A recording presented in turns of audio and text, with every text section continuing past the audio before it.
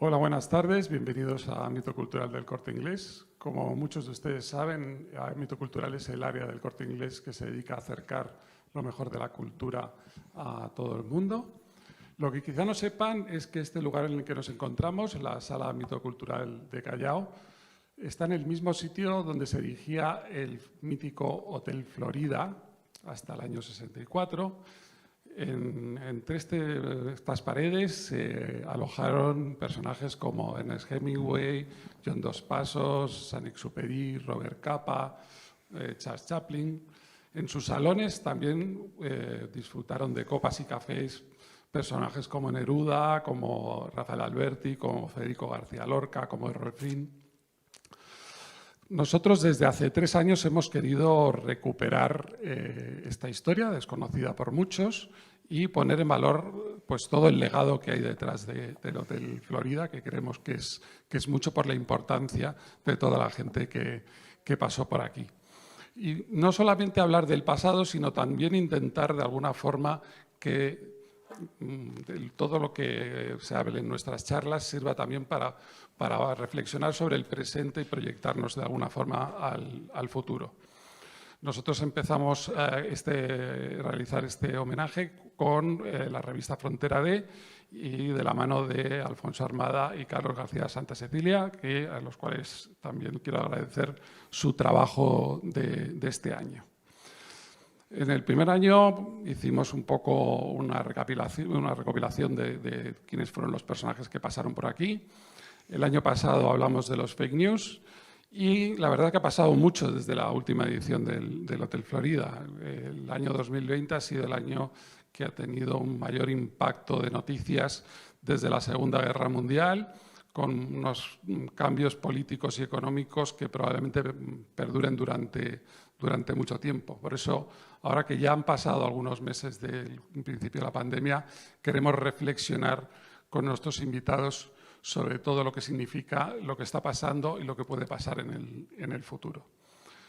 Este año el Hotel Florida constará de 4 jornadas que hemos dividido en 2 bloques, uno más relacionado con la actividad política y periodística, como la charla de hoy, o la del miércoles sobre fotoperiodismo, y otras 2 charlas sobre personajes que pasaron de alguna forma por el Hotel Florida y cuya importancia sigue vigente y de alguna forma tiene un mensaje aún para nosotros, como es el caso de la charla de mañana sobre Arturo Barea y Ilsa Barea y la del jueves sobre el legado de Chávez Nogales, ahora también coincidiendo con la publicación de sus obras completas. Como ven, es una semana llena de ideas y de reflexiones muy interesantes que van a demostrar que el espíritu crítico del Hotel Florida sigue presente. Les dejo con Alfonso Armada para que nos presente a nuestras invitadas de hoy.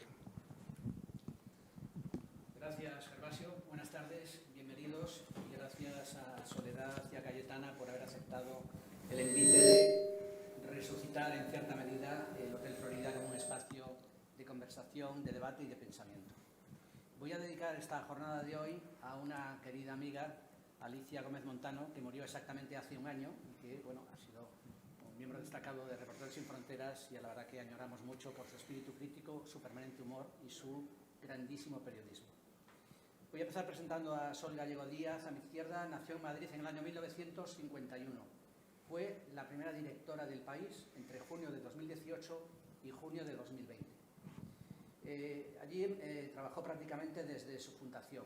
Ha sido directora adjunta y corresponsal del diario en Bruselas, París, Londres, Buenos Aires y Nueva York. Ejerció también de defensora del lector y ha sido vicepresidenta de Reporteros Sin Fronteras. Consiguió con un compañero del diario, Bonifacio de la Cuadra, con quien por cierto publicó 2 libros, Del consenso al desencanto y Crónica secreta de la Constitución, el borrador precisamente de la Constitución, una gran exclusiva. Ha recibido numerosos premios, entre ellos el Salvador de Madariaga, el Margarita Rivière al rigor periodístico y el Ortega y Gasset a su trayectoria profesional. Columnista del País, donde cada domingo analiza con lucidez la actualidad y se esfuerza en ayudar a pensar. Antes del País trabajó en la agencia Piresa, de la que fue despedida por secundar la huelga contra los que serían los últimos fusilamientos del franquismo, y en la revista Cuadernos para el Diálogo. Estudió periodismo en la Escuela de Periodismo y algunos cursos de filosofía y letras en la Universidad Complutense. Su madre era una mujer cubana que de vacaciones en Madrid conoció en 1936 a un jienense, matemático y comunista, en palabras de la propia Sol, que por cierto fue mi jefa en el diario El País y donde en una ocasión amenazó con sancionarme por extralimitarme en mis funciones. Tenía toda la razón. Ella y Mariló Ruiz de Elvira, redactora jefa de Internacional, son de las mejores jefas que he tenido y con las que más he aprendido. Cayetana Álvarez de Toledo nació en Madrid en 1974. Periodista, historiadora y política, posee además de la española las nacionalidades argentina y francesa. Militante del Partido Popular, ha sido diputada en el Congreso por Madrid en 2 legislaturas y desde 2019 por Barcelona. Directora del área internacional de la FAES, fue portavoz en el Congreso de los Diputados del Grupo Parlamentario Popular hasta su destitución en agosto de 2020. Su padre combatió en la resistencia francesa. Su madre procede de una familia patricia argentina cuyo origen se remonta al siglo XVI, durante el virreinato. He ahí un lazo que le liga a Soledad. Las madres de ambas son latinoamericanas. Tras pasar los primeros años de su infancia en Londres, desde los 7 años vivió en Buenos Aires. Regresó al Reino Unido, donde se licenció en Historia Moderna por la Universidad de Oxford, donde se doctoró con una tesis sobre el obispo Juan de Palafox, virrey de Nueva España, bajo la dirección del hispanista John H. Eliot. Fue redactora de las secciones de Opinión y Economía del diario El Mundo. Fue una de las impulsoras del manifiesto Libres e Iguales y de la plataforma del mismo nombre que defiende el orden constitucionalista frente al independentismo catalán. Premio Micrófono de Plata de la Asociación Profesional Española de Informadores de Prensa, Radio, Televisión e Internet, ha publicado en inglés y español Juan de Palafox, obispo y virrey. La conocí hace unos pocos años en el Café y Centro Cultural Lorenzano El Cercano, impulsado por Moncho Conde Corval como un espacio de debate polifónico y liberal. Bueno, gracias a las dos por haber aceptado esta oportunidad de charlar y de pensar, y os insto además a que, no hace falta que lo diga, que penséis y debatáis apasionadamente vuestros argumentos. Y voy a empezar, bueno, como os dije al principio, mencionando a una pensadora sobre todo de la ciencia política, muy famosa, llamada Hannah Arendt. Hay una entrevista que le hizo el periodista alemán Günter Gauss cuando Arendt volvió a Alemania por primera vez después de la Segunda Guerra Mundial. Ella dice que hay una tensión constante entre filosofía y política. Y recuerda que desde Platón ha habido hostilidad hacia la política por parte de la filosofía. Ella dice que quiere mirar la política con ojos no enturbiados por la filosofía. Entonces quería preguntaros a las dos, ¿con qué ojos veis la política y en qué medida compartís la idea, expresada por Soledad en varios artículos, de que el Parlamento español necesita urgentemente mejorar la calidad del debate político y su capacidad de control gubernamental? Abres fuego, Sol. Pues, como tú muy bien has dicho, yo creo que uno de los principales problemas que hay en la vida política española, creo que la política es fundamental, es la manera en la que ayuda a que las sociedades se relacionen, las personas se relacionen dentro de la sociedad a través de la política, y eso es deberíamos mirarlo, la política, con unos ojos de admiración. Es la política la que permite transformar las sociedades, ¿no?, en buena parte. Pero yo creo que en el caso concreto español hay una dificultad enorme en dos cosas. Una, en aceptar la legitimidad de lo que establece la Constitución. No se puede descalificar los gobiernos que se forman de acuerdo con la Constitución. Todos ellos son legítimos, no pueden ser declarados ilegítimos porque eso no es un argumento político, desde mi punto de vista, ¿no?, en absoluto. Los gobiernos son legítimos si se constituyen de acuerdo con lo que dice la Constitución, que es de la que procede toda la legitimidad en España, de la Constitución, ¿no? La legitimidad democrática es de la Constitución del 78. Yo creo que ese es un problema, la falta de reconocimiento del otro, de la legitimidad del otro. Y otro problema que yo creo que existe es la falta de calidad en el debate político, ¿no? probablemente procede también de esa descalificación tan rotunda del adversario, pero yo creo que es un problema muy serio de la política española, el que el Parlamento, yo creo que en este momento no es capaz de ejercer las funciones que tiene encomendadas, fundamentalmente, pues eso, el control de la actividad del gobierno, que es para lo que los parlamentos básicamente existen, y luego también para tener un cierto debate, una calidad en el debate. Y la calidad en el debate, yo creo que el problema es también que los partidos políticos han expulsado de su entorno a la mayoría de la gente que tiene ideas. Bueno, no digo que los que están en los partidos no tengan ideas, las tienen, pero creo que se les exige un grado de obediencia muy superior al que se exigía hace años, ¿no? Hace años los partidos políticos yo creo que eran muchos más ricos en el debate interno y en el debate que producían. Cayetana. Bueno, pues ante todo muchísimas gracias por la invitación. Alfonso, no es verdad que nos vimos en Orense, yo no recordaba aquel episodio, pero creo que la última vez que nos vimos, cuando estábamos haciendo los dos, creo que pedagogía democrática, constitucionalista.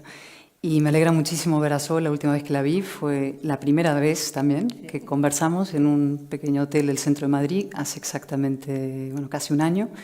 Eran justo vísperas del cierre español, del confinamiento, y Sol venía un poco preocupada porque había algún caso en el país de coronavirus, y fue la primera persona con la que yo estuve que me dijo, mira, primero vamos a mantener unas ciertas distancias de seguridad. Me impresionó ese primer contacto y a partir de ahí se cerró todo y no pudimos volver a vernos hasta el día de hoy. Y bueno, citabas a Hannah Arendt, ¿no? Pues hay un reportaje muy importante suyo, que es el reportaje que hace en su viaje a Alemania, donde ella le impresiona que se encuentra en Alemania en los años 60, si no me equivoco, donde la población no se pone de acuerdo ya no sobre las opiniones, sino sobre los hechos. Es una población que no alcanza unos consensos básicos ni siquiera sobre lo ocurrido, sobre la historia. Y eso me sirve de alguna manera para vincular con lo actual, ¿no? Tenemos un problema, yo creo que en la política esencialmente, de que en los hechos han sido sustituidos por los sentimientos y las emociones. Hablaba Sol del problema de la calidad de la política y la degradación de la política del Parlamento. Eso es una evidencia. Yo creo que cualquier persona que haya asistido a debates en los años 80, 70, 80, 90 y asista a un debate parlamentario ahora va a llegar a la conclusión, incluso aceptando el sesgo retrospectivo que lleva a la gente a pensar que su momento es el peor de todos, a la conclusión de que ahora es peor. ¿Por qué ha pasado esta degradación? Pues podríamos extendernos largamente, pero yo creo que ese tema de las emociones, la sentimentalización de la política, la infantilización de la política y de la vida pública en general es esencial. El prime time español, y aquí el periodismo tiene una responsabilidad gravísima, no solo la política, está tomada por las etiquetas, los eslóganes, el griterío y el zasca. El periodismo y la política comparten responsabilidad, por tanto, en la degradación de la democracia. Si hablamos de los partidos, y yo puedo hablar más de los partidos, hay una frase, hay un extracto muy bonito de Weber cuando habla de la política como profesión. Dice que el político, para tener vocación de la política, tiene que ser un poco un héroe y superar aquello que, cuando incluso aquello que él intenta, cuando el mundo es demasiado bruto o estúpido para lo que él quisiera ofrecerle, incluso ese político que supera esa brutalidad y esa estupidez. Pues las palabras bruto y estúpido creo que están muy bien escogidas. Los partidos hoy están dominados por la brutalidad y la estupidez. La brutalidad, ¿por qué? Porque la brutalidad calienta, polariza, exacerba y compacta el voto, ¿no? Y la estupidez porque facilita la transmisión del mensaje en un mundo dominado por los tweets y por los emoticonos, ¿no? Se facilita. ¿Qué es lo que pasa entre los partidos? Pues hay organizaciones dentro de las sedes centrales que evacúan unas papillas argumentales, de argumentarios por las mañanas, que reparten a los cargos públicos para que a su vez los difundan dentro de los militantes o a los electores. Con lo cual se trata a los electores y a los ciudadanos como menores de edad, no se respeta su inteligencia y al propio cargo público se le trata casi como un muñeco de ventríloco que tiene que repetir unas consignas dadas por una sede central. ¿Cuál es el resultado de todo eso? También mencionaba Sol el asunto de que, en fin, la vida inteligente en los partidos se va orillando. Es decir, cualquier persona que discrepe del argumentario central regurgitado es considerado un traidor, verso suelto, vapor libre, todas estas expresiones que se repiten. Y que la prensa, a su vez, eso lo potencia. Curiosamente, los periódicos que se quejan de que no hay personas con criterio o independencia dentro de los partidos, cuando surgen personas con criterio o independencia, inmediatamente dicen verso suelto, vapor libre, traidor, sector crítico y demás. Es decir, se etiqueta a las personas como disidentes o discrepantes. ¿Cuál es, y una última reflexión para ir abriendo el campo, ¿no? Yo creo que eso nace de una profunda desconfianza en el individuo, que es muy español, muy poco anglosajón. Yo creo que una de las características españolas es que al individuo se le tiene desconfianza, somos muy colectivistas en eso, y eso tiene un problema no solamente entre los partidos, sino para la vida pública en general. Podemos hablar de los identitarismos luego y todo eso. Y luego el otro proceso es la fragmentación, ¿vale? El proceso de fragmentación que se ve no solo en el mundo mediático, sino en el político, en los partidos, está llevando a los partidos, paradójicamente, a encerrarse en sí mismos, a hacerse cada vez más impermeables y sectarios. Cuando es exactamente lo contrario lo que tienen que hacer los partidos si quieren volver a recuperar espacios grandes. Es decir, cuanta más democracia interna y más aceptación de la disidencia, de la discrepancia interior, más capacidad va a haber de fortalecer y crear partidos grandes y anchos que den estabilidad al sistema, ¿no? Y yo creo que eso es lo que vemos: infantilización, cada vez más sectarismo, más ensimismamiento, más fragmentación, y el resultado es lo que vemos en las sesiones parlamentarias todas las semanas. Sí, ha mencionado Cayetana la cuestión de en qué medida la prensa es parte del problema. Hay una frase que a Pla le gustaba mucho que decía: creer es más fácil que saber. ¿En qué medida la prensa contribuye precisamente a esta degradación del debate político y ha contribuido a esta polarización? Sol. Bueno, evidentemente la prensa tiene también una responsabilidad, pero la prensa en general, si el debate político en el Parlamento fuera mejor, reproduciría un debate político mejor. O sea, quiero decir que los diputados, los portavoces de los partidos que intervienen en los debates, luego los periódicos, las emisoras de radio, las televisiones, reproducen lo que han dicho y luego provocan.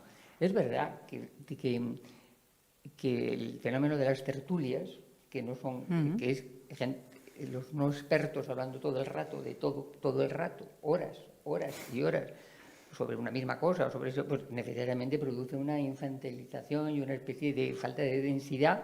Pues no se puede estar hablando 6 horas seguidas sobre lo que acaba de pasar en el día y que eso tenga un mínimo de densidad. Es imposible, ¿no? Pero bueno, al margen de ese fenómeno, yo también creo que, y admitiendo la responsabilidad de los medios en no ayudar a cambiar, a mejorar ese debate, yo creo de todas maneras que una parte fundamental es el debate político que se enfrenta como enemigos al adversario político, no como alguien que tiene unas ideas distintas de las tuyas, que tú crees que las tuyas son mejores para tu país, lo cual es muy razonable, pues, para eso. Pero admites que ni tú estás en posesión de la verdad absoluta, ni el contrario, el adversario, está en posesión de la mentira absoluta, del error absoluto, ¿no? Yo creo que esa necesidad en el debate político admitir la idea de pacto, la idea de llegar a acuerdos, de consenso, que tal vez porque yo procedo de la generación del 78, ¿no? Y para mí yo vi un Parlamento en el que sí que era posible encontrar puntos de conexión entre gente muy diversa, entre gente muy diferente, y que pensaba de manera muy distinta. Y sin embargo, todos partían de un reconocimiento de la democracia, de la importancia de los mecanismos democráticos, del debate y de las instituciones democráticas, el respeto a las instituciones democráticas como todo importante. Luego, desde el punto de vista de que tú mencionabas a Hannah Arendt, ¿no? Yo creo que una de las cosas también que decía Hannah Arendt muy importante es que en política y en la vida no se puede andar con la idea de que no hay elección, claro que hay elección, siempre hay elección. No puede ser que en política se planteen las cosas diciendo o es esto o el diluvio universal. Pues no. Generalmente en política ni es esto ni es el diluvio universal. Normalmente es posible encontrar una vía habiendo como hay y como debe haber posiciones muy distintas, sí encontrar una vía de algunos elementos, dejarlos fuera de ese debate. Porque dentro del debate político no se puede meter absolutamente todo, ¿no? Y hay cosas que no deberían estar metidas dentro de ese enfrentamiento tan grande, desde mi punto de vista, ¿no? Un término que ha hecho fortuna en los últimos años ha sido el de la guerra cultural. Y en la entrevista en El País, que parece que precipitó tu salida como portavoz del Grupo Popular, Cayetana, dijiste: hay un terreno nuevo y fértil para un partido que defiende la libertad y la igualdad, el de la batalla cultural. Cada vez son más las voces de la socialdemocracia, progresistas, ilustradas y modernas, que se alzan contra la espiral identitaria, que rechazan la deriva reaccionaria emprendida por las élites de izquierdas a finales de los 60 y que hoy se expresa mediante la discriminación, la intolerancia, lo que ahora llaman cancelación. El PP tiene que ensancharse a esas voces y liderar el gran espacio español de la razón. Me gustaría que abundaras en esta idea y antes que hablabas de la sentimentalización, de la infantilización del electorado, ¿en qué medida falta razón y falta debate razonable en España?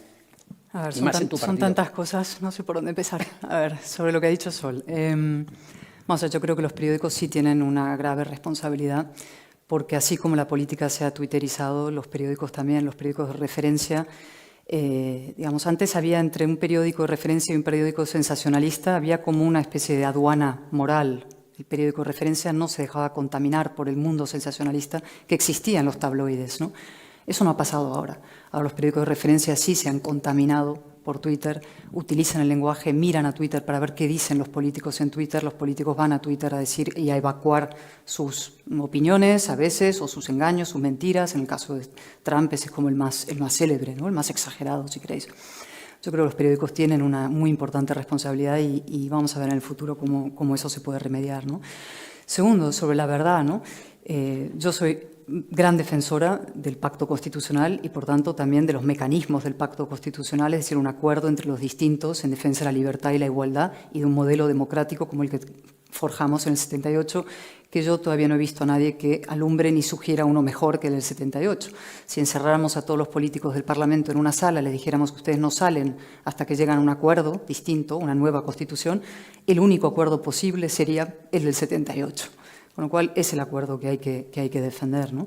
El problema creo que no viene de que la gente, que los partidos ahora pues, se tiren los trastos a la cabeza más que otros o lo que fuera.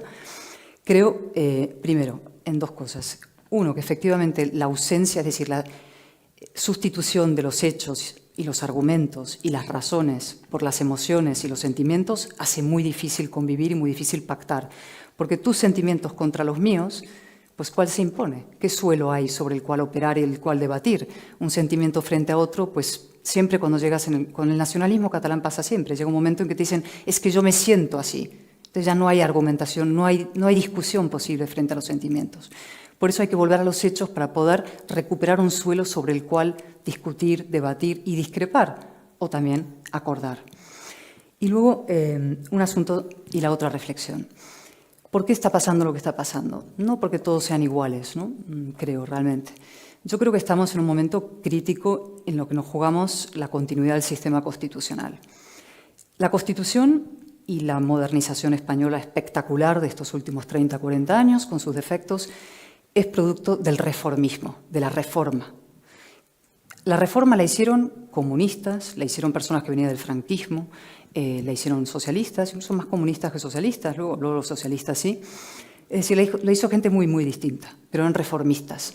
Fuera del sistema se quedaron los de la ruptura, los que no querían un reformismo, no querían la transición, no querían el régimen constitucional.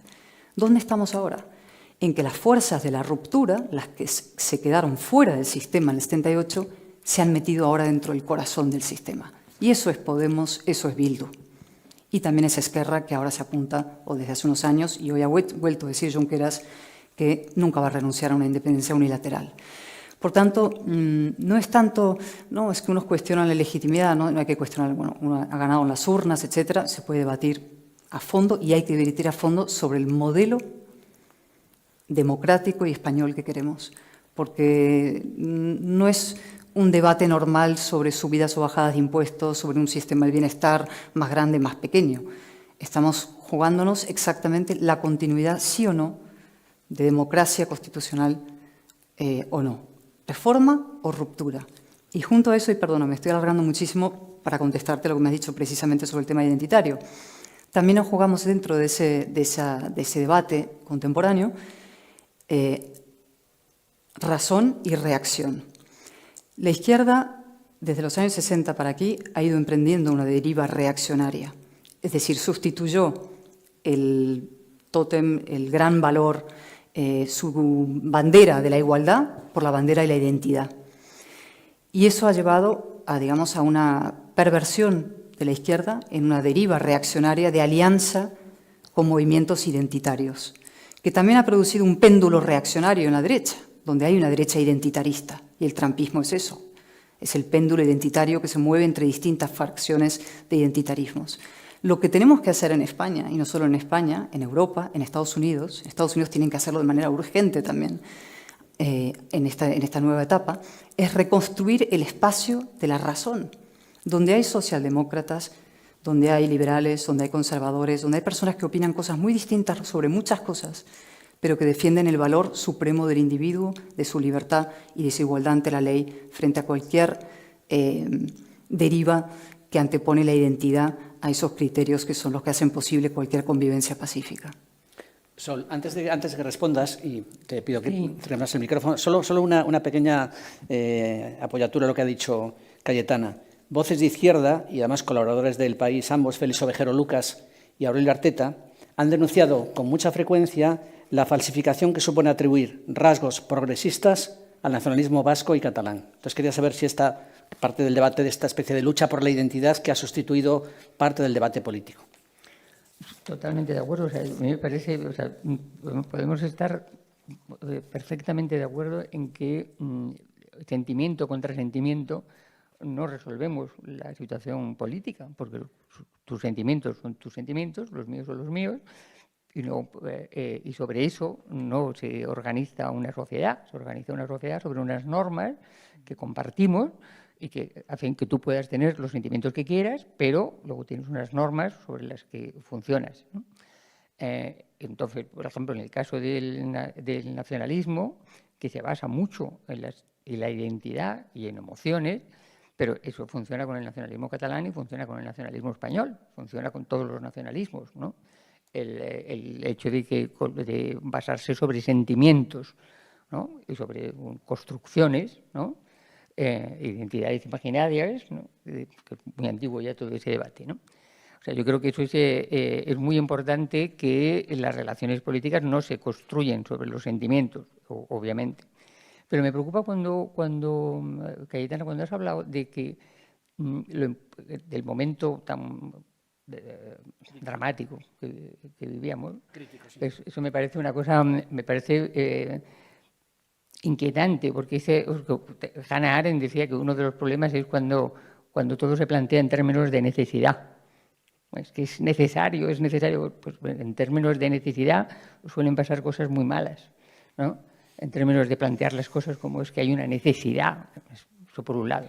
Por otro lado, el tema de que los que están fuera del sistema y entran dentro del sistema, eso debería ser bueno. No veo cuál es el problema en que lo que está fuera del sistema entre dentro del sistema. Al revés, eso sería la aspiración del sistema, ¿no? Ser capaz de integrar a fuerzas que están fuera y que entran dentro del sistema democrático y aceptan el juego democrático y funcionan dentro de ese margen, ¿no? Yo creo que el espacio de la razón, en el que no puedo estar más de acuerdo, que es el espacio en el que siempre creo que hay que moverse, en el de los argumentos, pues el espacio de la razón incluye, por ejemplo, la reforma de la Constitución. No, por supuesto que hay que hacerlo de acuerdo con los mecanismos de la propia Constitución. No se trata, o sea, lo que ha hecho el señor Puigdemont, o lo que han intentado los nacionalistas catalanes, los que son partidarios de una declaración unilateral de independencia, eso claramente es ilegal. totalmente legal. No hay ningún argumento que pueda defender eso. Porque no se trata de decir es que yo lo siento así. Bueno, pues que usted lo sienta así no es un argumento político. Tiene usted que ajustarse a los procedimientos democráticos que establece la Constitución. Pero la Constitución es reformable de acuerdo con una serie de normas que incluye ella misma, pero no es una verdad absoluta que durante los siglos de los siglos tenga que mantenerse. Se puede modificar. Si se llega a un acuerdo, pues se modificará. Si no se llega a un acuerdo, no se modificará. Y eso es, y yo no percibo el sentimiento trágico de toda esta situación, ¿no? Creo que es un momento inquietante en el sentido de que tenemos que mejorar una serie de cosas clarísimamente en el debate político español y en nuestra también, la manera en que estamos en Europa, ¿no? Que es muy importante, pero yo no lo veo tampoco como algo que estemos atravesando un riesgo democrático enorme, ¿no? Yo creo que sí, que el riesgo democrático es un poco esa falta de calidad en el debate político, pero no, tampoco creo que esté en riesgo, y creo que la democracia española lo que ha demostrado al revés es que es muy sólida y es capaz de aguantar muchas cosas, y es capaz de resolverlas, de absorberlas y resolverlas, tiene los mecanismos, algunos habrá que modificarlos, pero en principio es un sistema bastante sólido. ¿Quieres añadir algo? Sí. A ver, no, tragedia no. De hecho, España ha sobrevivido a crisis incluso mayores que las provocadas por, no sé, un señor como Iglesias o Junqueras o incluido Sánchez, ¿no? Yo creo que España sobrevivirá y no tengo ninguna. Además, siempre digo que me parece esa fatal arrogancia en los dos sentidos. Quienes creen que por fin van a acabar con la España conocida de los últimos siglos por la independencia de Cataluña, y los que creen que España se va a acabar trágicamente porque no. Pero lo que sí digo es que el sistema constitucional nacido en el año 78, que es de lejos el más equilibrado y fértil que hemos sido capaces de hacer los españoles en 500 años de historia en común, sí está seriamente en riesgo, ¿no? Y creo que hay que, sin ningún aspaviento... ¿Cuál es el riesgo? El sistema constitucional se está intentando cambiar por parte de los actores que están dentro del gobierno, por parte de un sector del gobierno nada menos, cuando tendría que haber sido un partido extramuros. O sea, la gente de Iglesias lo que defienden es una demolición de este sistema constitucional, y además lo dicen abiertamente. Los socios del gobierno, la gente de Esquerra Republicana de Cataluña, que apoyan al gobierno, defienden... ¿Por qué no? Bueno, ahora sigo y luego me replicas. Cuando se pacta con un partido como Bildu, un partido que no condena el asesinato de 850 españoles, es que no estamos en un suelo moral de consensos razonables, ¿no?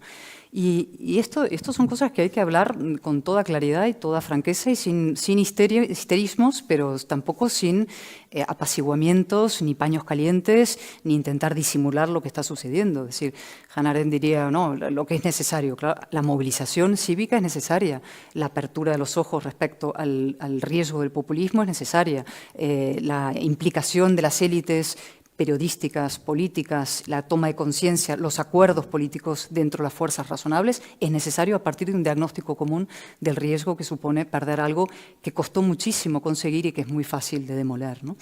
Reforma constitucional, ¿no? Decías, no, claro que se puede reformar la Constitución. Hay mecanismos para hacerlo. Evidentemente, el catalanismo, es decir, la operación 1 de octubre de romperlo ilegalmente, eso ha fracasado. Mi pregunta es, respecto a la reforma constitucional que todo el mundo baraja, bien, ¿para qué? ¿Para hacer qué exactamente? Para dar un mejor encaje a unas fuerzas reaccionarias, identitaristas, muy poco progresistas. Una de las grandes confusiones españolas es decir que el nacionalismo es progresista. No lo es. El nacionalismo es reaccionario. Es una fuerza, insisto, que antepone la nación, la tribu, el ente espiritual colectivo de la gran patria común al individuo, a su libertad, a la igualdad, a la solidaridad, a la redistribución, a la fraternidad, a la protección de los más vulnerables, a miles de cosas, ¿no? Entonces, ¿queremos reformar la Constitución española para que se sientan más cómodos los reaccionarios? ¿O si acaso reformaríamos la Constitución para que haya más libertad y más igualdad? ¿O más valores republicanos de verdad republicanos? Estas otras grandes confusiones españolas. Los pseudo-republicanos son los que defienden someter al individuo, que no haya igualdad sino discriminación en los territorios dentro de Cataluña, por ejemplo, que la fraternidad entre españoles sea sustituida por la insolidaridad. Es decir, hay muchos elementos. Yo creo que el gran problema español es precisamente esto de la confusión absoluta entre lo que es progresista y no lo es.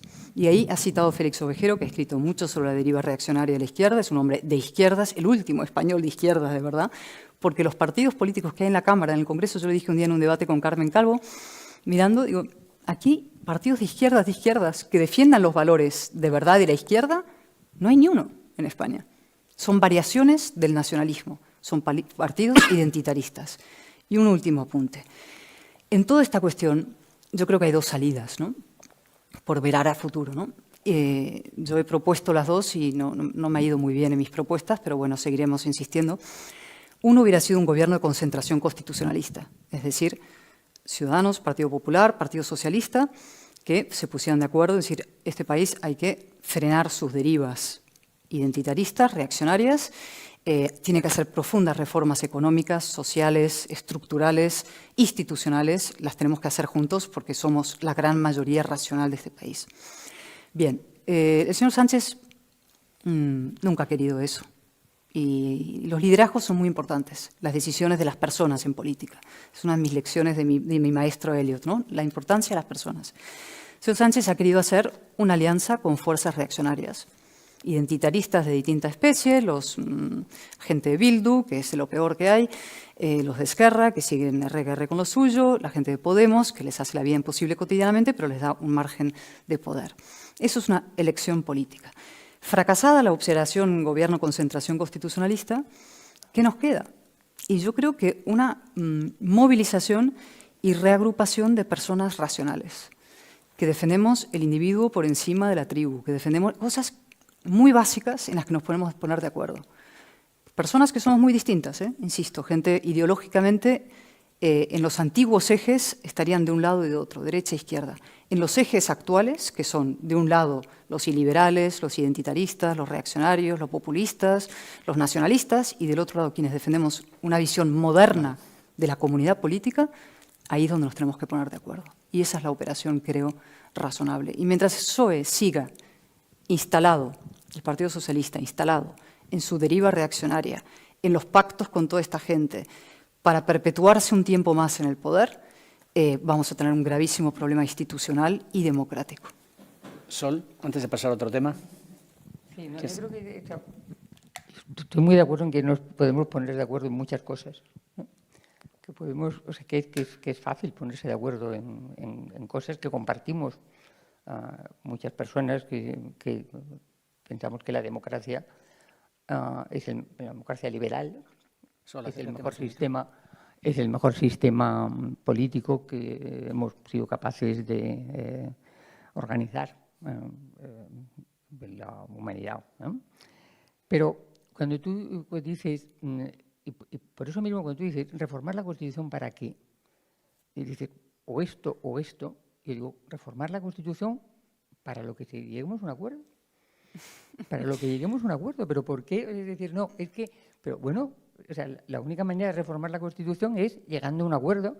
Si somos capaces de llegar a un acuerdo, se reformará. Si no somos capaces de llegar a un acuerdo, no se reformará. Y además, la Constitución, en una buena parte de su articulado, necesita un referéndum para poder ser modificada. O sea que no es solamente exige el acuerdo de las fuerzas, de una mayoría absoluta del Congreso muy amplia, sino que además una parte de ella tiene que ser luego refrendada.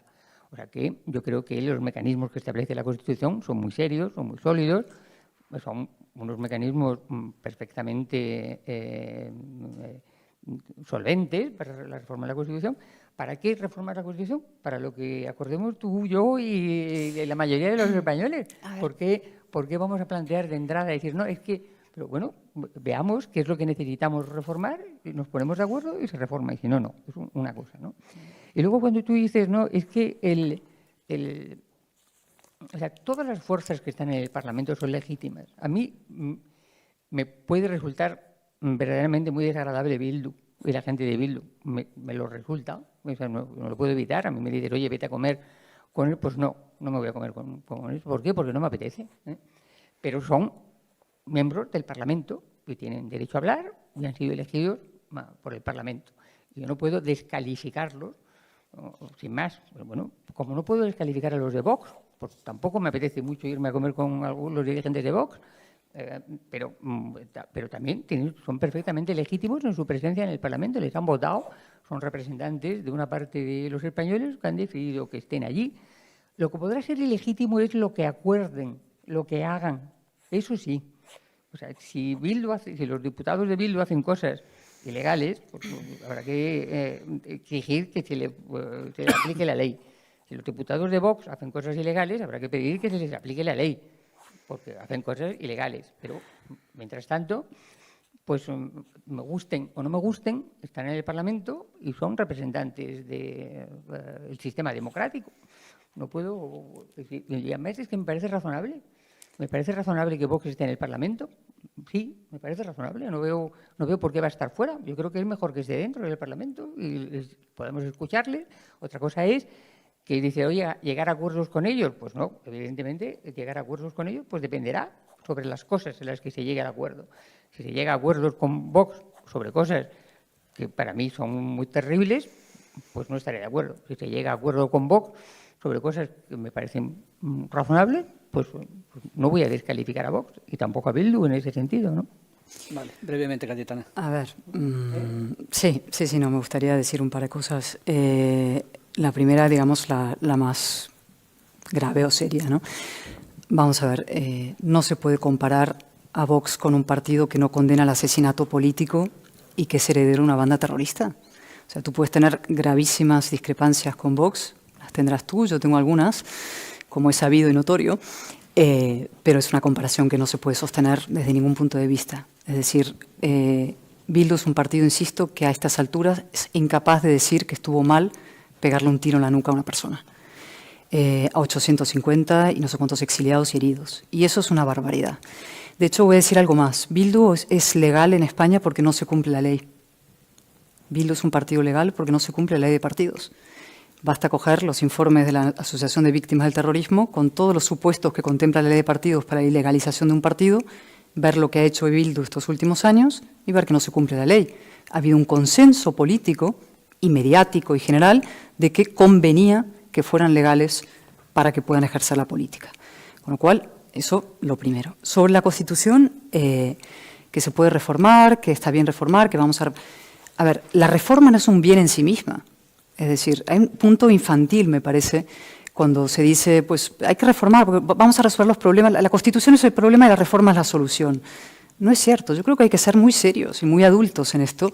Y los partidos tienen la obligación, antes de abrir algo como una reforma constitucional en España, que, en fin, el siglo XIX español es, en fin, prolífico en constituciones fracasadas, y la historia española es prolífica en fracasos políticos, precisamente por la frivolidad de decir, bueno, pues otra Constitución. No, si un partido político de verdad quiere reformar la Constitución, que es nuestra norma básica y tan frágil y tan extraordinaria, tiene la obligación, en mi opinión moral, de sentarse y decir, señor, yo la quiero abrir para esto, para tocar esto, esto y esto. Y además se va a ver muchas veces, y se ve, incluso con partidos, en fin, que yo he sido cercano, el propio PP, el Ciudadanos, me acuerdo que yo lo debatía en su época con Albert Rivera, decía, hay que reformar para hacer una justicia independiente. Y tú miras la Constitución dice que hay un modelo judicial independiente que no se cumple, por cierto, y que ahora Podemos, además, pretende ya directamente avasallar la independencia del Poder Judicial. O se dice, hay que reformar la Constitución para que los partidos políticos sean más democráticos. Y tú te vas a la letra de la Constitución, que tú conoces mucho mejor que cualquiera de nosotros, y dice ahí los partidos tienen que ser democráticos. Luego no lo son en la práctica. Es decir, hay un punto enorme como de frivolidad. Vamos a abrir la Constitución para resolver nuestros problemas. No, el problema español es la política, no la ley. Nuestras leyes yo creo que son muy razonables. Lo que ha fracasado, o lo que fracasa, o lo que falla estrepitosamente es nuestra manera de ejercer la política y cuáles son los parámetros en los que nos movemos, las prioridades que tenemos y la tergiversación de los valores y los principios más básicos, democráticos, de los que estábamos hablando antes. La confusión de las palabras y los términos. Si os parece, voy a cambiar un poco de tercio. Vale, un apunte final y cambiamos de tercio. Una cosa que es, por alusiones. no, en absoluto.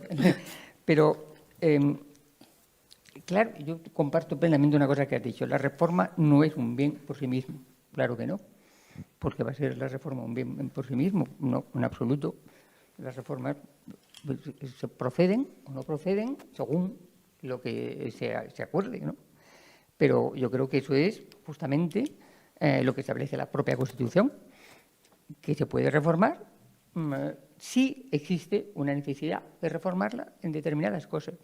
¿Quién formulará esa necesidad? Pues los partidos políticos son los que tienen que formularla y después intentar negociarla con los demás.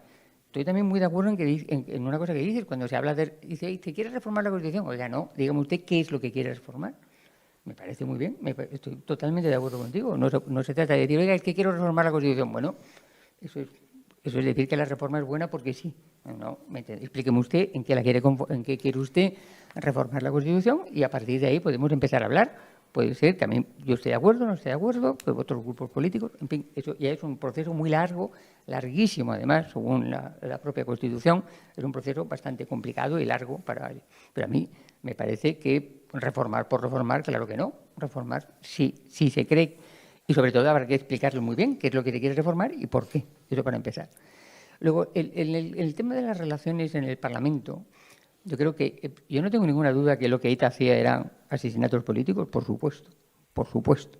Asesinatos políticos, dicho así, exactamente. Esas dos palabras que tú has utilizado son perfectas. Asesinatos políticos, lo que cometieron. 800 y pico, pues ya es una salvajada. Aunque hubieran sido 30, también hubiera sido una salvajada, pero vamos, en cualquier caso. Pero eso es así. ¿Tienen que hacer los que están ahora en Bildu una condena expresa de esos asesinatos? Yo creo que deberían hacerla, sin ninguna duda. No tengo ninguna duda de que deberían hacer una condena expresa todos ellos, porque yo creo que algunos lo han hecho y otros no. Algunos diputados lo han hecho y otros diputados no lo han hecho, me parece. Pero bueno, deberían todos hacer una condena radical de eso, porque por el asesinato político nunca está justificado. Pero cuando dices que eso, pues Vox tampoco condena el golpe de Estado franquista. Tampoco le vas a pedir ahora a todos los diputados de Vox que expresamente condenen el golpe de Estado franquista. Pues evidentemente yo soy muy contraria al golpe de Estado franquista, me parece que fue una desgracia para este país, muy grande. Pero no voy a pedirle ahora a los diputados de Vox que tengan que decir públicamente uno detrás de otro que creen que Franco fue un dictador horroroso que destrozó este país. Pues no se lo voy a pedir, no creo que sea imprescindible exigírselo. Bueno, voy a darle un cambio de tercio bastante importante.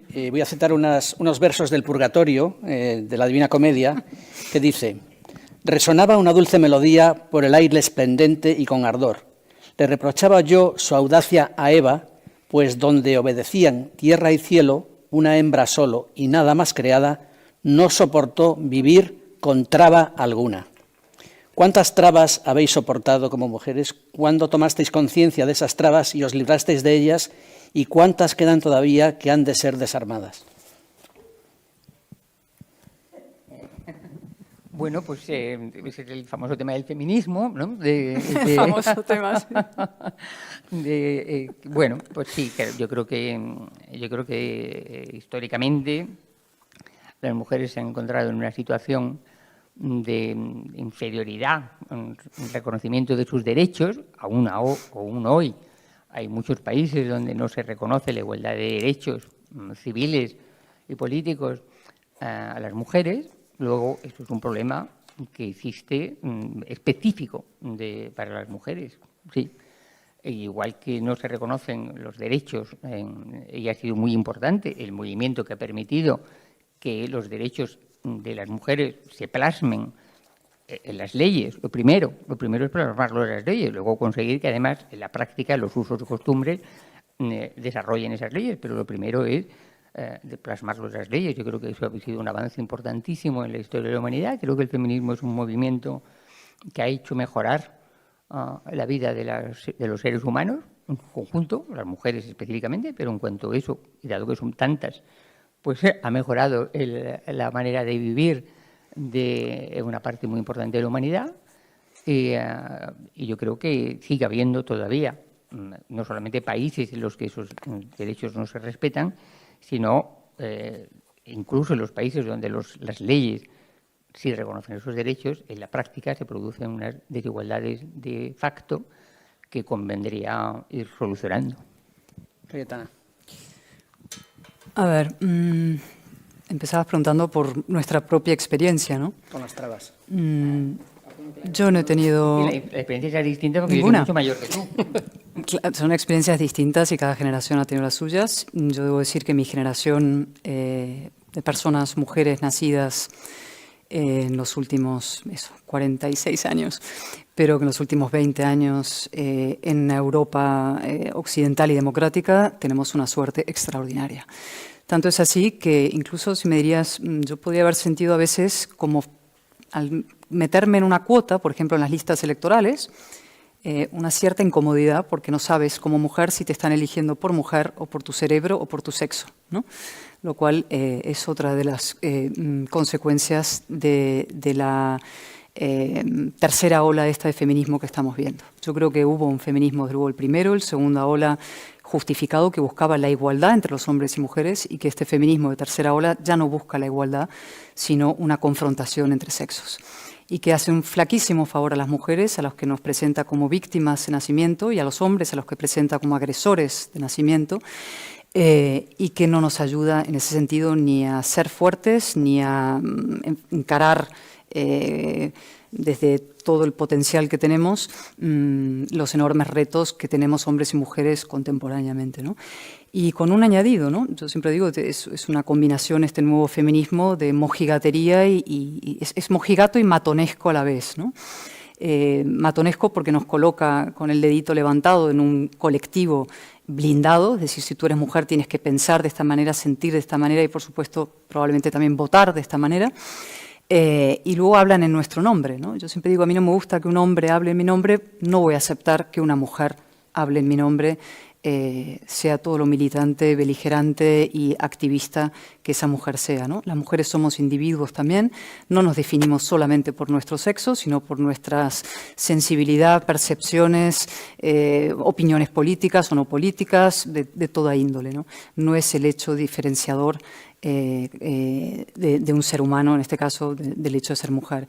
Y creo que esto forma parte de una deriva que hablábamos al principio, ¿no? De los identitarismos, que tiene distintas manifestaciones. Y voy a hacer una pequeña reflexión, voy a intentar ser breve, ¿no? Yo creo que el mal contemporáneo es la identidad y es el separatismo, ¿no? Y el separatismo se puede aplicar a todo tipo de fenómenos, al nacionalismo, desde luego, al centrípeto y al centrífugo, son movimientos separatistas, siempre se compactan por oposición a otro, y también a esta nueva forma de ideología de género, ¿no? Que enfrenta a hombres contra mujeres, a homosexuales contra heterosexuales, incluso a feministas viejas contra feministas nuevas, como estamos viendo dentro del propio movimiento feminista. Y es un movimiento que además, fíjate, los opera de la misma manera en todos sus variantes, tanto el nacionalismo, la ideología de género, en este nuevo especie de revanchismo racial que también se está produciendo, y tiene 5 elementos. Empiezan con la colectivización, te compactan en un bloque. Segundo, la victimización. Ese colectivo tiene que ser un colectivo víctima, ¿eh? Tercero, la segregación, porque una vez que el colectivo se constituye, es una víctima como colectivo, se segrega y se enfrenta a otros colectivos, hombres, mujeres, catalanes contra castellanos o contra españoles. El cuarto elemento es la cancelación, que se llama ahora, que es la vieja intolerancia, es decir, una vez que va a la segregación hay una intolerancia respecto a la crítica o a la opinión del otro respecto a ese colectivo, porque como es un colectivo víctima, no se puede opinar sobre ese colectivo porque es una enmienda a la totalidad del colectivo. Y lo último, llegas al paroxismo de todo esto, que es la polarización de las sociedades y su enfrentamiento por cuestiones identitarias. Me parece un derrape absurdo. Y el feminismo ha entrado, en mi opinión, en una fase de derrape absurdo, pudiendo quedarse donde se tiene que quedar, que es en la reivindicación de la igualdad, que es necesaria, que está perfectamente justificada y que todavía tiene trabajo por hacer. Sol, ¿quieres añadir algo? Sí, no puedo estar más de acuerdo en que el feminismo debe ser una reivindicación de la igualdad, absolutamente de acuerdo. Yo no creo que el feminismo sea un movimiento que diga cómo hay que sentirse. Creo que el feminismo lo que ha sido es un movimiento justamente buscando la igualdad de derechos para las mujeres. Y lo que es evidente, yo creo que eso ha sido obvio, es que no ha existido esa igualdad de derechos. O sea, es evidente que las mujeres no han ocupado el lugar que debieran haber ocupado en la sociedad a lo largo de siglos y siglos y siglos, y que solamente eso ha sido posible corregirlo a partir de que las mujeres han tomado conciencia de que tenían que reclamar sus derechos, y a partir de ese momento es cuando el movimiento feminista va consiguiendo incorporar al derecho, a los derechos humanos, los derechos de las mujeres, ¿no? Como un derecho humano, no como una cosa de un ser distinto, ¿no? Como son seres humanos, igual que los hombres, y necesitan exactamente el mismo tratamiento de igualdad. Eso para mí es el feminismo. Y me dices, oye, es un sentimiento, para mí no lo ha sido nunca, ni creo que sea un sentimiento. Bueno, yo qué sé, habrá gente que lo perciba como un sentimiento. Yo no me voy a meter en eso, porque además jamás en mi vida me meto en los sentimientos de los demás, allá cada cual, ¿no? Pero a mí lo que me importa es el feminismo como un movimiento político, y creo que todavía, y es evidente, la situación de las mujeres en la India pues no es un problema es un problema de derechos humanos. La situación de las mujeres en Arabia Saudí o en otros países es un problema de derechos humanos, no es un problema pero la única manera de reivindicar esos derechos humanos ha sido a través del feminismo, como se ha conseguido eso. Yo creo que es importante apoyar los movimientos feministas en la India o en Arabia. Hay mujeres que intentan defender esos derechos. Yo creo que eso sería bueno apoyarlas. ¿Por qué no? Yo creo que sería muy bueno apoyarlas. Están defendiendo los derechos humanos, no están defendiendo otra cosa. No, claro, pero si hay muchos países donde hay que defender esos derechos y donde no se hace, ¿no?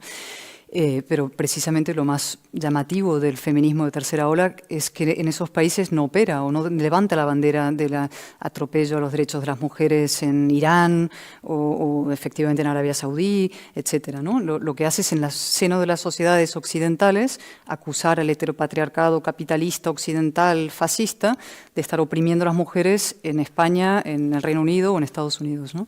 Y esa es una paradoja que también es hija de prejuicios políticos e ideológicos. A mí me impresionó mucho, hice una entrevista cuando estaba en El Mundo a Jan Hirsi Ali, que la conocéis, es extraordinaria, ¿no? Ella es de origen somalí, luego fue diputada en Holanda, ahora vive en Estados Unidos, perseguida por los ayatolás de distinto índole.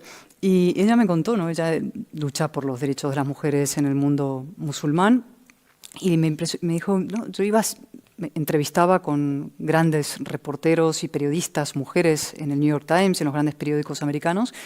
Y claro, cuando yo les hablaba de esto, me decían, no, pero es que hay que, por la diversidad cultural, hay una especie de blindaje por la diversidad cultural, lo multicultural, sobre lo musulmán, que impedía que desde la izquierda se denunciaran esos atropellos concretos y, sin embargo, desde esa propia izquierda se denunciaban los presuntos atropellos a las mujeres en el seno de las sociedades avanzadas americana o europea, ¿no?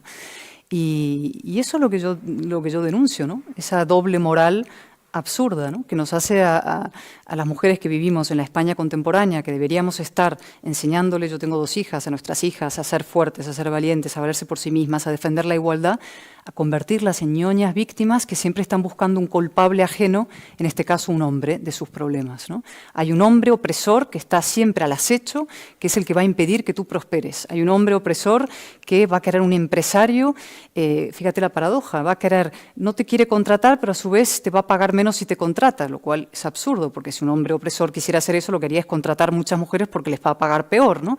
Hay con esta idea de la conspiración masculina occidental frente a unas mujeres desvalidas, cuando sí hay problemas en esos países que tú mencionabas, y ahí nadie se mete porque la famosa diversidad multiculti hay que protegerla de cualquier intrusión del maldito occidente, ¿no? Déjame introducir un elemento. Una cosa, conocí unas feministas muy raras, Cayetana, ¿no?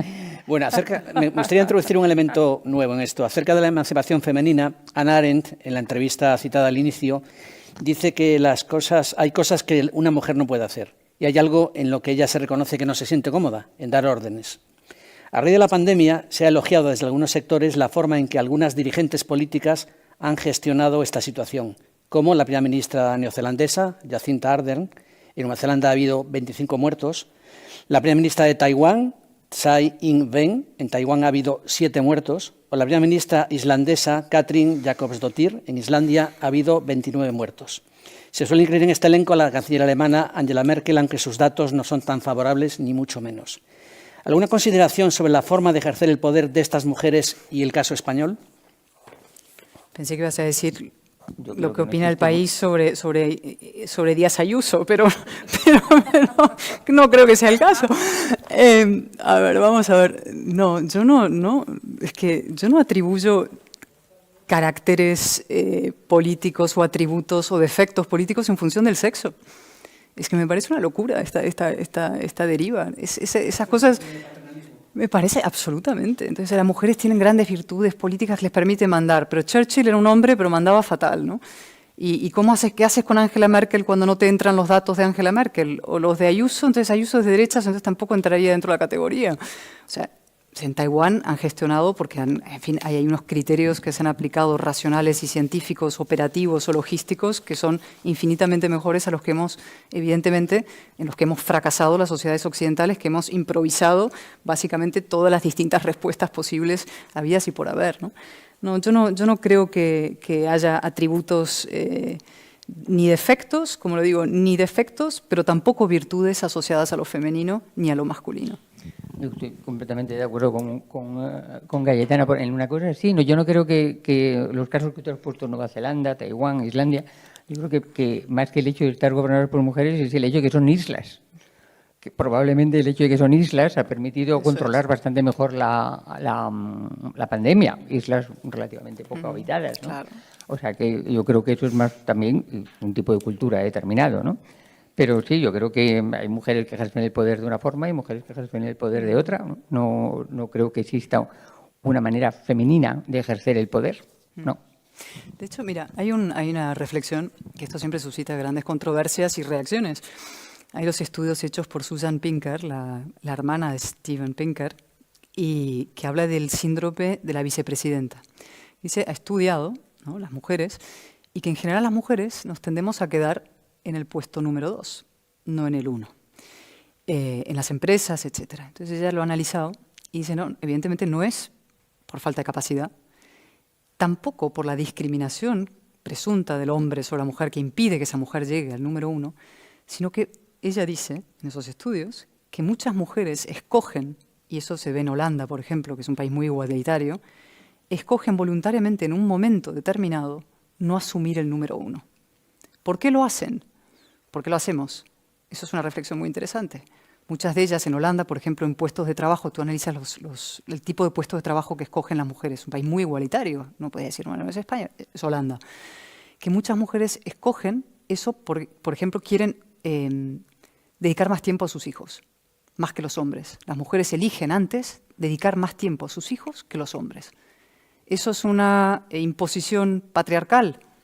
Uno dirá, es una imposición patriarcal, pero en Holanda la igualitarista, ¿es una imposición patriarcal? No, quizás tiene que ver con otras cosas, con decisiones que tienen que ver con la biología. Eso podría decir algo porque cuando lo ofrecieron ser directora del país en primera instancia, dijo que no y después, años después, dijo que sí. Pero justamente yo creo que lo importante es que lo que ha dicho Cayetana es la palabra voluntario. Claro.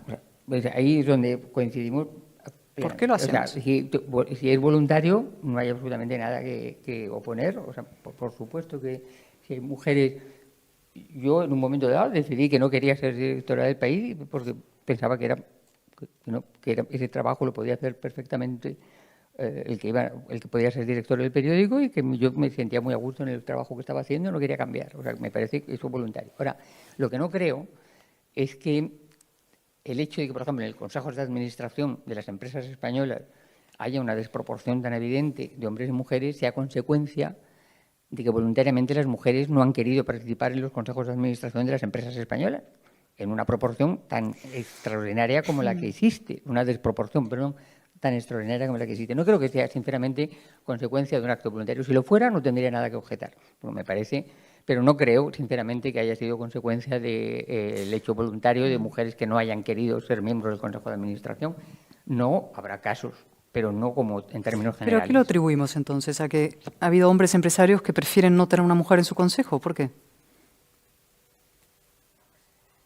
No, yo creo Eso es el problema, o sea, Mi experiencia personal... digamos, en una época así, yo no te hablo, o sea, no hablemos, no podemos comparar con épocas pasadas, donde efectivamente, a lo mejor yo te hablo de lo contemporáneo, ¿no? O sea, porque a mí me pasa ahora al revés, de hecho, hay gente que se me ha acercado, bueno, eres mujer, joven, la edad, tienes justo, mira, te podrías conseguir un par de consejos de administración porque están buscando desesperadamente mujeres para meter. Por la cuota. Es como en las listas electorales, yo cuando he oído, y lo he visto en los partidos, cuando hacen las listas, oye, ahora en este tramo nos tocan 3 tías, hay que buscar 3 tías. A mí me parece... Así, además, ¿no? Es que Además, es así. además dicho así. Es dicho así. No es... Ya. casualidad, mira, es mujer y qué lista es, ¿no? Hay que buscar 3 tías para meter en un bloque. Y eso, en fin, no sé cuánto contribuye a nuestra, digamos, dignificación. Vale, tengo más preguntas, pero como esto se está transmitiendo vía Internet, pues Sara creo que tiene alguna pregunta. Sara. Muchas gracias. Bueno, la primera es para Soledad y dice así.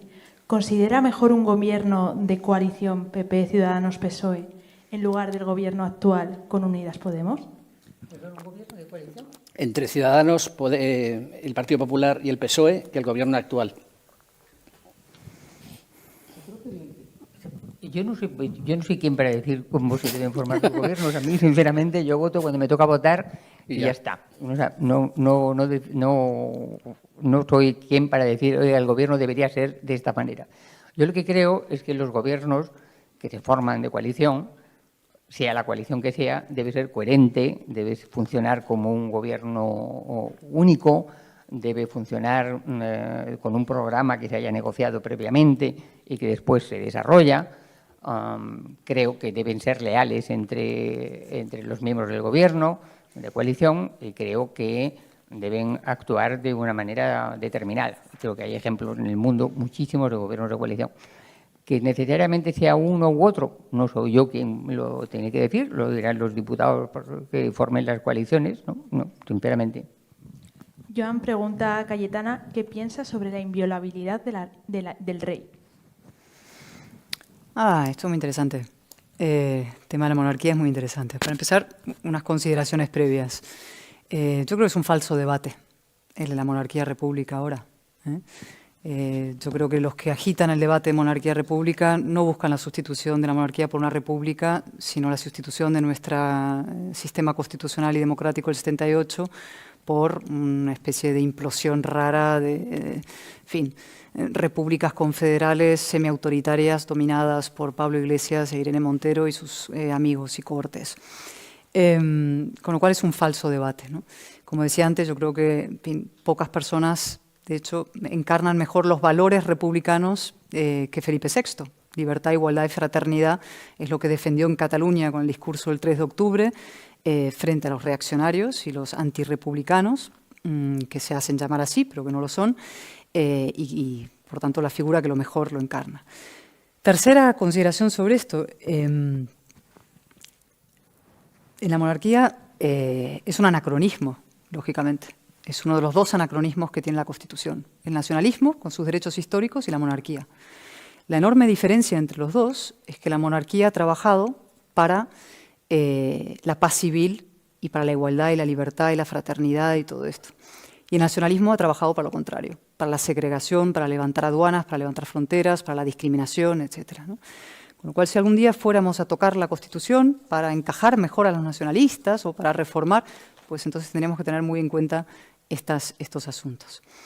Respecto al caso concreto del rey, y el rey emérito, el rey padre, yo dije en El País lo que pensaba, y de hecho luego se dijo que lo que yo había dicho sobre el rey era motivo para mi destitución, cosa que me parece un argumento abracadabrante, de los más fantasiosos que se han barajado respecto a mi destitución, es el hecho de que yo fuera un peligro para la corona o para la monarquía, ¿no? Que se ha dicho muchas cosas de mí, pero que soy un peligro para la corona y la monarquía me parece un poco excesivo.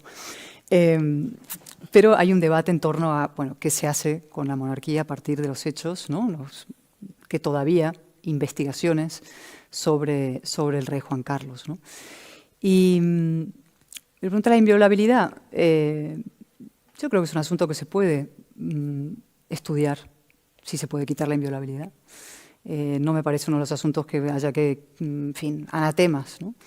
Pero insisto que lo que hay detrás de todos los movimientos ahora que pugnan y empujan y atacan y exigen la reforma de la institución monárquica no es una preocupación por la monarquía como institución, como modelo, sino una voluntad de disolver y de socavar el sistema desde dentro. Yo he dicho de Pablo Iglesias que es el burro de Troya de la democracia y me ratifico en esa expresión. De hecho, sus declaraciones, no hemos comentado lo que dijo ayer sobre los exiliados del franquismo, comparándolos con Puigdemont, ¿no? No cabe mayor difamación ni insulto a los exiliados del franquismo que compararles con el prófugo de la justicia Puigdemont, habitante de Waterloo. Por lo cual, yo todo el debate, insisto, sobre la monarquía lo pondría entre paréntesis, entre los corchetes del podemismo y de sus planes, y lo que me centraría es a fortalecer y reforzar la corona como cúspide de nuestro sistema constitucional. Tenía una pregunta precisamente sobre el rey emérito así, y quería involucrar a Sol en ello. Quería saber hasta qué punto que la prensa, durante muchos años, y parte de la clase política, mirara hacia otro lado ante comportamientos del rey emérito en el plano financiero y en otros planos, no contribuyeron a esa sensación de impunidad y al camino que ha llevado. Sol. Bueno, yo creo que estoy con Cayetana en que hay una parte muy importante que es un falso debate de monarquía-república en este momento, ¿no? Yo no creo que, sinceramente, no creo que Unidas Podemos esté defendiendo la reforma de la monarquía para que sea más eficaz, sino que no quiere la monarquía, ya está. No pretende que no sea modificar los términos de la inviolabilidad del jefe del Estado, sino que pretende que el jefe del Estado no sea, la jefatura del Estado no sea una monarquía. Bueno, muy bien, pero eso no tiene nada que ver con la reforma de la institución monárquica, ni muchísimo menos. No creo que Unidas Podemos esté en eso para nada. Sí, yo creo que hay algunas cosas que se podrían reformar en el sentido, por ejemplo, de la inviolabilidad, para dejar más claro que eso debe afectar a los actos del rey como rey, en cuanto tal, porque de hecho necesariamente tiene que ser inviolable porque él hace lo que le manda al gobierno. Lo que no puedes hacer es hacer una constitución en la que el rey hace lo que le manda al gobierno y a continuación le juzgas a él por hacer lo que hace el gobierno, lo que le dice el gobierno. Hombre, eso no se puede hacer. Eso no quiere decir que debería haber, o los gobiernos deberían haberse preocupado mucho más de las finanzas del rey emérito para impedir que esto sucediera y que necesariamente habrá que buscar alguna fórmula en el futuro para impedir que se produzcan casos como lo que ha sucedido con el rey emérito, porque evidentemente produce indignación razonable el hecho de que el jefe del Estado no haya satisfecho sus obligaciones fiscales, como parece que al hacer una regulación, a pedir una regulación fiscal, reconoce que no ha cumplido con sus obligaciones fiscales como el resto de los ciudadanos. Bueno, yo creo que eso habrá que buscar la fórmula para que esas cosas no sucedan, ¿no? Yo creo que y eso no quita, con toda la indignación que me produce, sinceramente, el hecho de que el rey emérito no haya satisfecho sus obligaciones fiscales, al mismo tiempo tengo que decir que el rey emérito tiene ha jugado un papel en el desarrollo de la democracia española muy importante y que me parece, francamente, que me parece absurdo esperar a que se muera para decirlo, ¿vale? Que es también una cosa muy clásica, ¿no? No porque sea una característica española, creo que es una característica universal. Esperar a que se muera la gente y una vez que se ha muerto dices, bueno, realmente hizo una cosa que estuvo muy bien, ¿no? Bueno, pues no, a veces lo decimos antes de que se muera, hizo varias cosas muy bien y ha hecho una muy mal. Y es que está muy mal, se le debe exigir la rectificación, lo que proceda, de acuerdo con las leyes, lo que digan los jueces, lo que sea. Eso ya lo decidirán quien lo tenga que decidir. Pero sí es verdad que las dos cosas son perfectamente compatibles.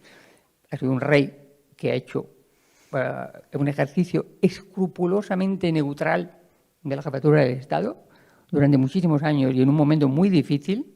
Y eso yo creo que es importante reconocerlo. No, ya te digo, no esperar a que se muera, porque ya estoy harta de hacer necrológicas, no quiero hacer necrológicas nunca más en mi vida, se acabó. Eso pues aprovecho para decirlo ahora, ¿no? y no tener que volver a decirlo nunca en una necrológica. Fue un rey exquisitamente neutral desde el punto de vista político. Y aparte de eso, debió cumplir sus funciones fiscales, sus obligaciones fiscales. Sara. Araceli desde Facebook pregunta: ¿es conveniente ahora una reforma de la Constitución con el partidismo que hay y la falta de calidad política? ¿No sería mejor aplazarla a ver si se dan las condiciones adecuadas para ello. La verdad que se ha habido bastante debate sobre Sí, el tema. Yo hemos creo que hablado. también podemos seguir, pero creo que no vamos a aportar mucho más, me parece. Otra más.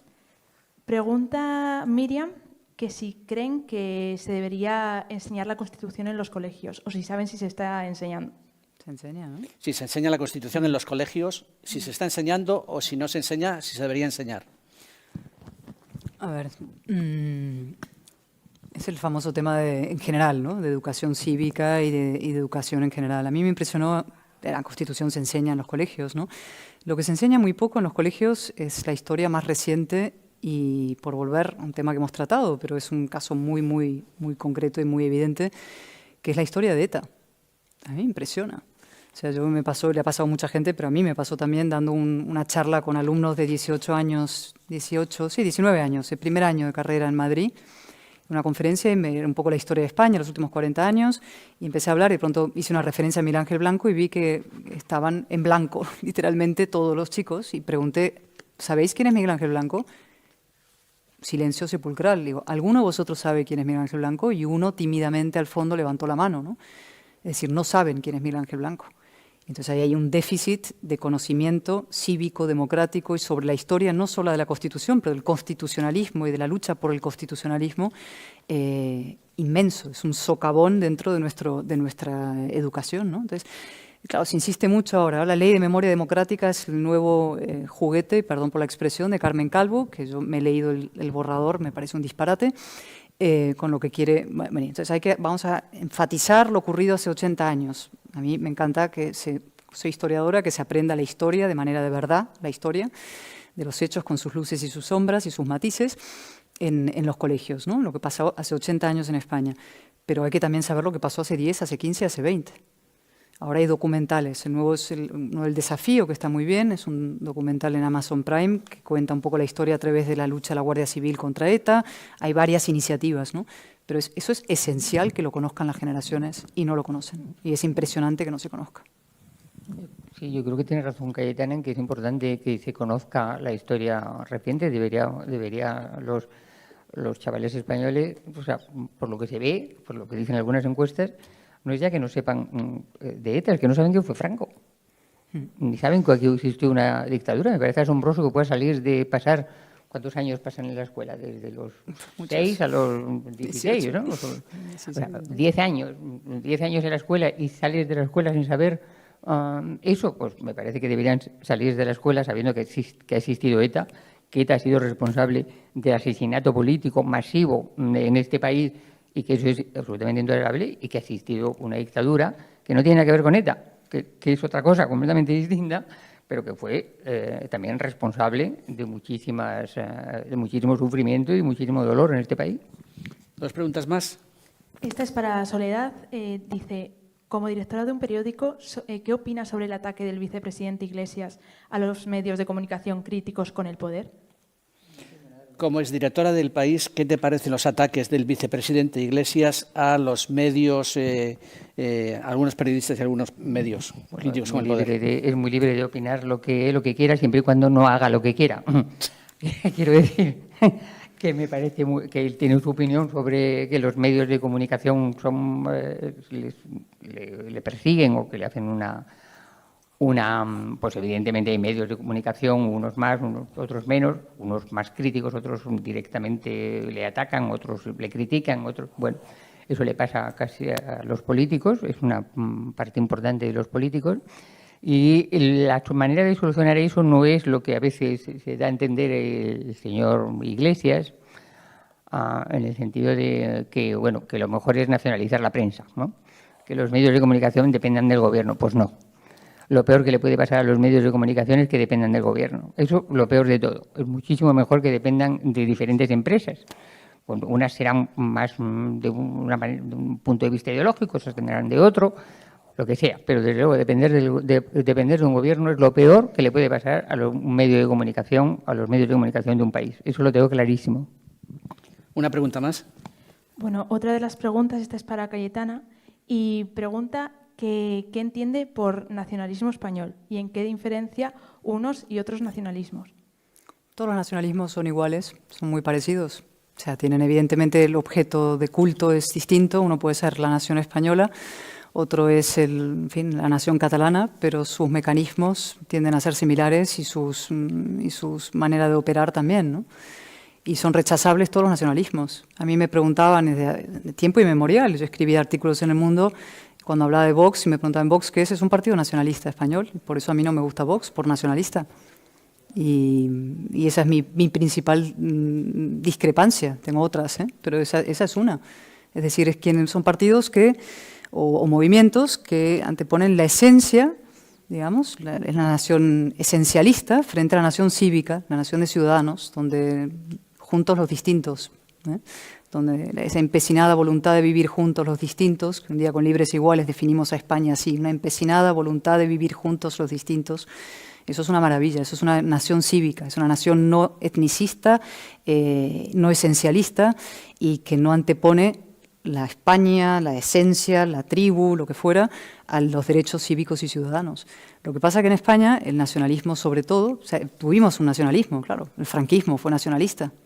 Fíjate, esto es una reflexión que yo creo que España hizo la transición de la dictadura a la democracia, pero no hizo la transición del nacionalismo a la ciudadanía, a una cultura ciudadana. Es decir, pasamos del nacionalismo español franquista a los nacionalismos periféricos y autonómicos, al culto a la identidad, a la idolatría de la identidad nacionalista. Y nos ha faltado, y creo que si pusiéramos en marcha una gran agenda política de reformas en este país, que es una agenda moral, te diré, va más allá de los partidos, que nos implicaría los periódicos y todos, es a reforzar precisamente la España ciudadana, la España cívica, una concepción no identitarista de la política y de la vida en común. Y eso, evidentemente, implicaría hacer lo contrario de lo que está haciendo Sánchez en Cataluña, por ejemplo, que es mi circunscripción y lo que a mí más me afecta y me importa, ¿no? El abandono total de los constitucionalistas en Cataluña. Por fin lo único bueno que tuvo el proceso, el famoso y malhadado proceso, es que hizo aflorar la mitad tolerante, demócrata, democrática, luminosa, la otra mitad de Cataluña que había estado desamparada y olvidada y dejada de la mano de Dios por parte de todos los gobiernos de distintos colores a lo largo de 40 años. Y cuando tuvimos la oportunidad, y tendríamos que haber hecho, gente de izquierdas, de derechas y de todo ámbito, los que nos manifestamos juntos en Barcelona, haber dado a esa otra mitad de Cataluña democrática la fortaleza, el prestigio, el poder, la presencia, el presupuesto necesario para hacer de Cataluña una comunidad distinta, llegó Sánchez y ¿qué hizo?